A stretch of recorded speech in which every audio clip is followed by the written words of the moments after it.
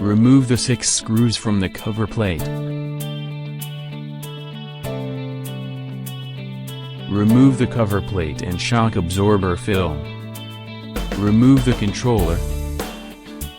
Disconnect the control line. Disconnect the power cord. Disconnect the motor wire.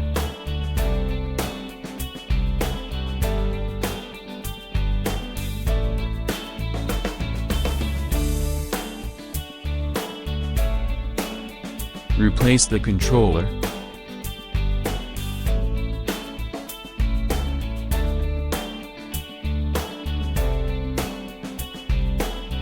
Connect the motor wires.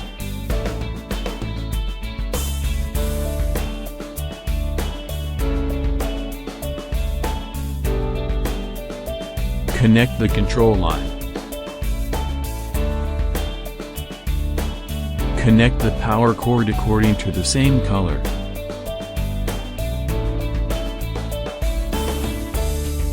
Organize wiring harness.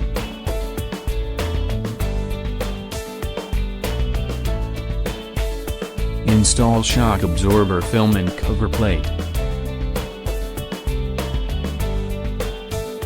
Install 6 screws.